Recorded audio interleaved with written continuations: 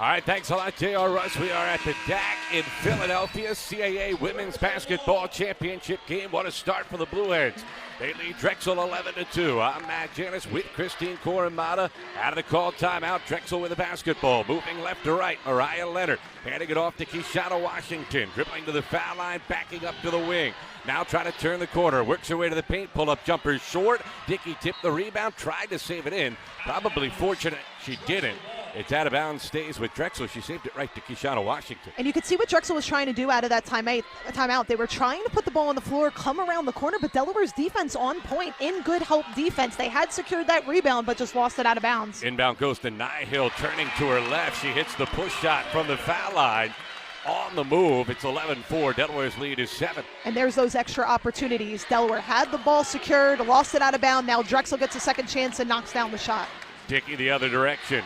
Dribbling near wing, trying to drive into a double team, gets stuck, lobs it, opposite block the battle. What a pass, and Ty puts home the reverse layup. Ty Battle has been so consistent throughout this entire tournament. It always seems like she hits a big shot, but there she saved that possession for the Hens. Unbelievable play from both players, and the Hens up 9. Here's Nihill the other way, draws a double, finds Brugler, right wing 3, back rim no, but Nihill hustling after the rebound. Kicks it out, open 3, Hendrickson far corner, that one won't go. Dickey the rebound, it's ripped free from Leonard, bounces to Nihill. And Drexel runs some offense. Hendrickson, another left wing 3 that's off the mark, and then Leonard barrels into McBride and is called for the foul. I'll tell you what, Matt, Drexel is not making any of their outside shots right now. They've missed all 6 three-point attempts, but Delaware is not closing out on those shots. It's fortunate for Delaware that Drexel is missing, but they really have to close out better. They're giving Drexel all the time in the world to get those shots off. Just over 5 minutes left in the opening quarter. Skinner, high post to O'Leary. Looks opposite wing to Dickey. She's going to fire up a 3 and hit. Jasmine Dickey has Delaware ahead by 12. And Jasmine Dickey holding up those 3 fingers. The CAA 2-time Player of the Year is acting like it this afternoon.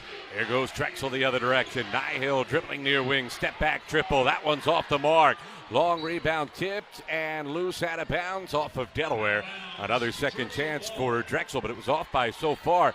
Never hit the rim. At least that's what the initial signal was. Now they'll say it did graze the rim. 20 on the timer. I'm really surprised at Drexel's approach here, taking all of these outside shots. I would think they try to get some of the movement off the screens. Washington catch and shoot off the inbound. Quick release, hits the short corner jumper, and Drexel back within 10. I think that's been the difference here so far with Delaware. They have a nice balance of inside and out game where Drexel's relying on the jump shot. Skinner, far wing, puts it on the deck, dribbles to the corner, picks up her bounce, double comes. Gives it right wing to O'Leary, lobs it top of Nikita McBride. Right wing chest pass to Skinner, she walked before she put it on the deck. Yeah, didn't establish that pivot foot, kind of shuffled that back foot, but she was going to probably take that pull-up anyway. So Drexel throws it in the backcourt. 16-6, Delaware leads. 4:12 to go in the opening quarter. Only one foul so far between the two teams. It was on Mariah Leonard. Here's Nihill trying to drive. Now lobs it outside to Brugler, who drops it.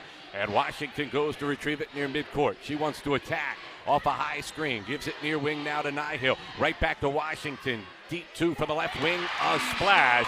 Keshana Washington has Drexel within 8.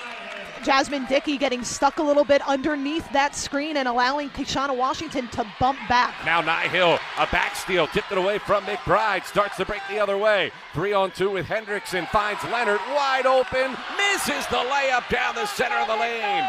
Dickey clears the rebound, a big break for Delaware early. What a back steal by Hannah Nihill to gain that possession, and Leonard literally missing a wide open layup. Delaware's got to do a better job getting back on the floor in transition. Heads up 8, 3:20 left opening quarter. O'Leary near wing, out between the circles to McBride. 11 on the timer. Delaware trying to get organized. McBride floats it, right elbow O'Leary. Opposite wing feed off to Dickey. Dickey looking inside for Battle instead. One dribble, pull-up jumper, front rim no. O'Leary the rebound in traffic. Out to Skinner. Head fakes a 3, finds McBride. Straight on triple, right rim no. Leonard clears the rebound, barrels into Dickey. No call. Drexel running the other way. Washington 1-on-4. Oh, a spin move along the baseline for a lefty layup. Boy, the stars are coming out tonight. We've seen some amazing basketball here early in this frenzy-like pace. She went one on most of Delaware's team and still got an uncontested layup because of the nifty move. Here's Skinner the other way, near side corner, dribbling towards the wing. Double comes, she dribbles around it. Matchup zone for Drexel. Skinner attacking to the foul line, giving right elbow to Battle. Her jumper left rim no good. Leonard clears the rebound. Washington running the other way. Along the near sideline, no numbers, no matter. Pull up, elbow jumper, gets the roll. And now it's Delaware's turn to take the timeout. Natasha Adair wants to stop Drexel's momentum. The Dragons with 8 straight, and they're within 4. I think now we're seeing the script being flipped a little bit. Drexel was relying on the outside shot early on, not knocking them down. Now they're putting the ball in the bounce. They're getting some transition points. They're getting to the rim.